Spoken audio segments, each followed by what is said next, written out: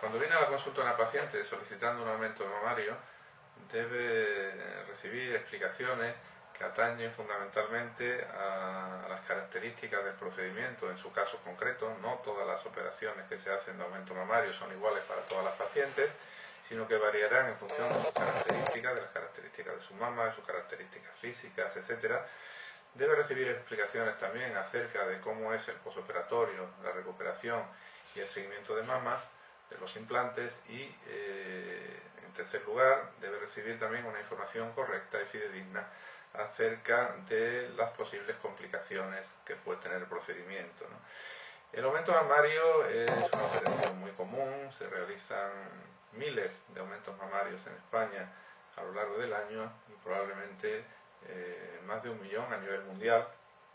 Es un procedimiento seguro y es un procedimiento que cuando presenta complicaciones relacionadas con el propio uso de los implantes, es decir, de que introducimos en nuestro cuerpo una cosa que no es nuestra, sucede exactamente igual o es lo mismo que sucedería cuando se coloca otro tipo de prótesis. Lo que sucede, como yo digo a mis pacientes, esta es una operación que nosotros decidimos hacer de una manera voluntaria, mientras que otro tipo de prótesis, como puede ser un implante de rodilla, un implante de cadera o un simple implante de titanio para sustituir una pieza dental, pues a veces son generalmente cirugías obligadas, ¿no? Es por eso que la información que reciben los pacientes que van a ser sometidos a aumento mamario debe ser absolutamente rigurosa.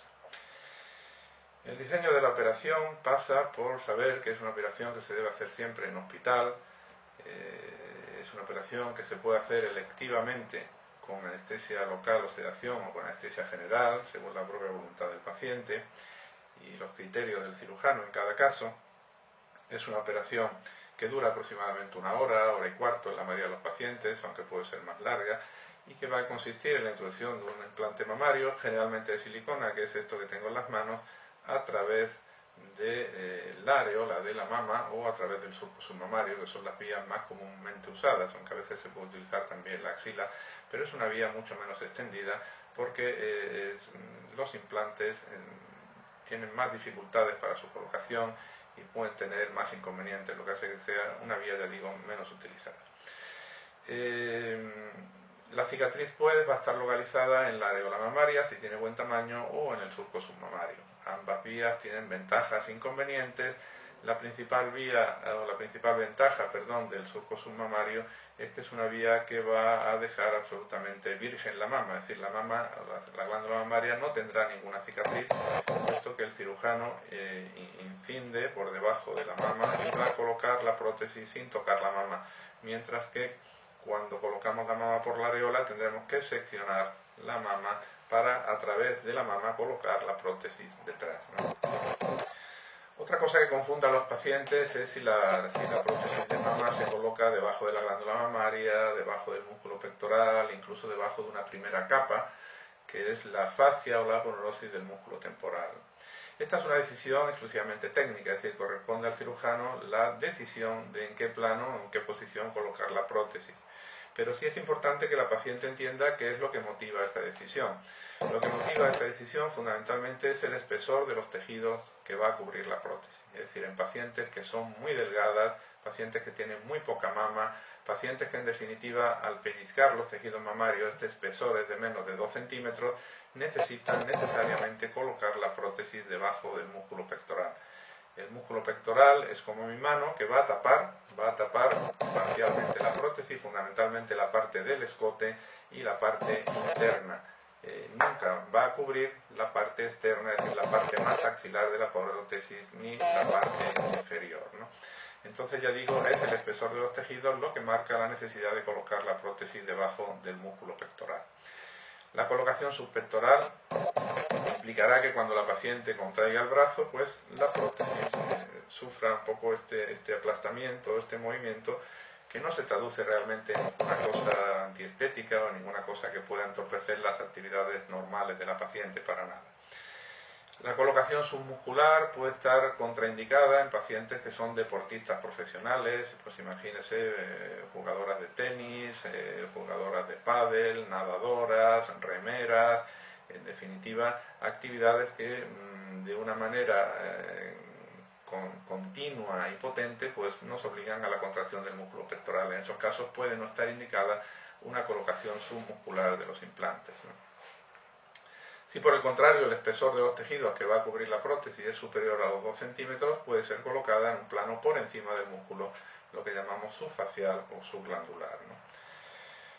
Después de la cirugía se pueden dejar drenajes. La mayoría de los cirujanos optan por dejar drenajes para seguridad de la paciente, para evitar que en la cavidad que se ha creado para la formación del implante, pues que pueda acumularse algún coágulo, algún resto sanguíneo que sea conveniente que sea evacuado. Los drenajes generalmente se retiran al día siguiente. La paciente recibe el alta la misma tarde de la operación o al día siguiente por la mañana. Es algo optativo también para la paciente, que puede decidir marcharse a casa o quedarse hospitalizada hasta el día siguiente, y se le facilita pues un informe de alta con un tratamiento que debe tomar, que generalmente pues incluye un calmante para aliviar las molestias de las primeras horas del postoperatorio, un calmante y un antibiótico que deberá tomar durante 4 o 5 días. Generalmente la primera visita a la consulta es al 5.º día de la operación. En esa primera visita se revisan las heridas, se controla que todo esté correcto y ya se le va a colocar un sujetador, que es un sujetador elástico como de hacer deporte, que deberá utilizar durante 2 meses. El primer mes día y noche, incluso para dormir. El segundo mes solo durante el día, ya lo podrá retirar por la noche, y a partir del tercer mes podrá utilizar el sujetador que quiera, incluso sin sujetador, etcétera, etcétera. El seguimiento en la consulta durará 1 año, acudirá periódicamente a los 2 meses de operada, a los 4, a los 6, a los 9 meses y a los 12. En cuanto a las actividades que la paciente puede ejercer, pues durante la primera semana se recomienda, sobre todo cuando las prótesis se han colocado debajo del músculo, que no separen mucho los brazos del cuerpo, que no movilicen mucho el músculo pectoral. Para conducir un coche generalmente se recomienda una espera de 2 semanas, y para realizar incluso deporte y esfuerzos, si hay niños pequeños, coger los niños en peso, etcétera, pues generalmente a partir del mes de la intervención quirúrgica. Dormir boca abajo se demorará un poco, es decir, surge de una manera espontánea, y actividades que requieran un esfuerzo específico del músculo pectoral, como las actividades deportivas que he dicho antes, pues tipo jugar tenis, incluso correr, pues esas actividades generalmente a partir de 2 o 3 meses de la intervención quirúrgica, ¿no? Pasamos ahora al último capítulo, que es un capítulo importantísimo, que es el de riesgos, complicaciones. No solo riesgos, complicaciones, sino qué cosas debe saber una paciente en relación con las prótesis de mama. Entre los riesgos y complicaciones, los que son comunes a cualquier intervención quirúrgica, que puede ser el que se pueda infectar. Las infecciones son muy raras en cirugía mamaria, es una cirugía limpia, y el que se infecte unas prótesis de mama es absolutamente excepcional. El otro riesgo que puede haber es el de hematoma o sangrado postoperatorio, que puede obligar incluso a la evacuación, incluso en quirófano. Es también bastante infrecuente. El riesgo de hematoma puede estar aproximadamente en menos de un 5 por cada 1000 pacientes que se operan, es decir, no es nada común. Lo que una paciente debe saber en relación con sus implantes es que la palpación de los implantes dentro de la glándula mamaria es algo bastante común, sobre todo en pacientes delgadas que tienen lo que llamamos menos cobertura.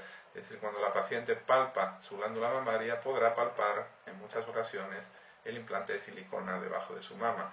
Eso es algo que las pacientes deben saber, sobre todo si son delgadas. Cuando la indicación del implante no es correcta y se colocan implantes demasiado grandes, pacientes con pieles muy delgadas, incluso pudiera suceder lo que se llama rippling en terminología inglesa, y es que estas pequeñas arrugas que hacen las prótesis pudieran verse, incluso transparentarse a través de la piel. Es por eso muy importante hacer una correcta selección del implante y huir de colocar tamaños muy grandes. Se puede tener una mama muy grande, pero una mama muy poco natural. Es mejor tener una mama con un tamaño adecuado y estéticamente bonita. Hay algo que preocupa mucho a las pacientes que se van a colocar una prótesis de mama, y es la duración de los implantes. Muchas pacientes piensan que un implante dura para toda la vida. No, los implantes no duran para toda la vida. Las prótesis de mama se van a romper. Se rompen generalmente no por no por traumatismos, no por golpes, no por mamografías, aunque pudieran romperse. Generalmente las prótesis se rompen por desgaste, es decir, esto se va desgastando en el interior del cuerpo, se va friccionando y a través de estas pequeñas arrugas llega un momento en que se pica, se rompe. A veces se rompen por este sello, por donde se introdujo la silicona y luego se colocó como un parche, y en general es por ahí por donde por debilidad la prótesis termina rompiéndose. El paciente debe saber entonces, oiga doctor, bueno, ¿y a mí qué me puede durar mi implante? Bueno, para esto recurrimos a las estadísticas. El porcentaje de rotura de los implantes antes de los 10 años es solo de un 6 a un 8%, es decir, la mayoría de las pacientes a los 10 años siguen teniendo bien sus implantes mamarios en un 92-94% de pacientes. La siguiente pregunta es, oiga doctor, ¿y a los 10 años me los tendré que cambiar? No, mire, usted no se tendrá que cambiar los implantes a los 10 años, sus implantes pueden estar colocados mientras estén bien. Usted lo que debe hacerse son revisiones periódicas para controlar una posible rotura, que es la revisión estándar, es una ecografía y si hay dudas una resonancia magnética, y esas ecografías se deben realizar durante todo el tiempo, es decir, antes de los primeros 10 años también, pero sobre todo deben ser anuales a partir de los 10 años de operada.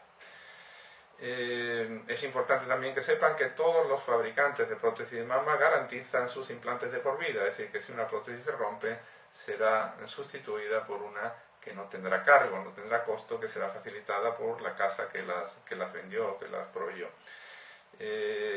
Incluso algunas casas ofrecen garantías económicas de una cantidad de dinero para gastos de quirófano, de clínica, de anestesista, si sus prótesis se rompen antes de los 10 años. Es importante también la seguridad de los implantes, sobre todo cuando hablamos o nos referimos a implantes rellenos de gel de silicona, que son estos que ustedes están viendo aquí, ¿no? La paciente debe preguntar, oiga, bueno, y si a mí de todas maneras se me rompe una prótesis, ¿qué pasa con la silicona que tiene dentro? ¿Qué problemas podría yo tener? Bueno, todas las prótesis que se colocan hoy día son de gel cohesivo. El gel cohesivo es un gel muy seguro, de tal manera que es un gel muy espeso, de tal manera que si la prótesis se rompe, la posibilidad de que el gel migre y pueda pasar fuera de la mama o a los ganglios axilares es realmente muy remota si las pacientes siguen las recomendaciones que se le da en cuanto a controles ecográficos, etcétera, etcétera, ¿no? Entonces, ya digo, si se siguen estas recomendaciones, el implante de gel de mama, de prótesis de gel de silicona, se puede considerar un implante seguro. Otra cosa que preocupa a las pacientes es lo que la gente llama vulgarmente encapsulamiento. ¿Qué es el encapsulamiento? Lo primero que hay que entender es cuando se introduce un dispositivo médico dentro del cuerpo, una prótesis, una placa y unos tornillos, una fractura que coloca un traumatólogo, un marcapasos que se mete debajo de la piel. Nuestro organismo, en un plazo generalmente corto, en 4 o 5 días, le ha envuelto de una membrana, que es como un auténtico estuche, como si envolviéramos esto en una hoja de papel, que es lo que llamamos cápsula. Esa cápsula es una barrera natural que se establece entre el organismo y el implante. Pues bien, cuando la prótesis está bien tolerada, cuando la prótesis está bien aceptada por nuestro organismo, esa membrana es delgada, es flexible y es elástica. Y esto se traduce en que nuestra mama estará natural, estará móvil y estará blanda. Cuando en algún momento dado se produce una intolerancia del organismo al implante, realmente una reacción de cuerpo extraño, cuyos orígenes pues están mal establecidos, pero se piensa realmente que es un problema de contaminación del implante, de biofilm, como si fuera una infección de bajo grado, pues nuestro organismo reacciona y hace que esa cápsula, que era finita, delgada y flexible, se vuelva gruesa, se ponga dura e incluso se encoja. Y eso hace que la paciente empiece a notar que su mama se endurece. Y esto es la contractura capsular, ¿no? La contractura capsular es más frecuente a lo largo del primer año después de la cirugía, pero a veces es tardía, a veces sucede a los 6, a los 7 años, a veces sucede solo en una mama, no sucede en las dos mamas, y es muy caprichosa en su aparición. Lo mismo que de la rotura, de la contractura capsular, una paciente debe saber todo. ¿Y qué es ese todo? Pues lo primero es con qué frecuencia se produce. Pues contracturas leves, es decir, contracturas leves aproximadamente puede haber hasta en un 10% de pacientes que se operan. ¿Y qué son contracturas leves? Pues en una contractura leve la mama está un poco más dura al tocarla, la paciente la siente un poco más dura, pero la mama no molesta y está natural, no ha perdido belleza, está bonita. ¿Hay que hacer algo en una contractura leve? Nada, no hay que hacer nada absolutamente. ¿Y contractura importante? ¿Qué es una contractura importante? Pues una contractura importante es lo que los cirujanos llamamos una contractura de grado 3, grado 4 de Baker. Son contracturas en las que la mama ya está muy dura, puede molestar o doler cuando la paciente pues, se comprime el pecho, cuando se pone boca abajo, y además la mama se pone fea, se pone, pues como dicen las pacientes, como una bola, la prótesis se distorsiona, a veces si es un lado solo pues aparece tremendamente asimétrica, y esto puede suceder en un 1 a un 2% de las pacientes que se operan.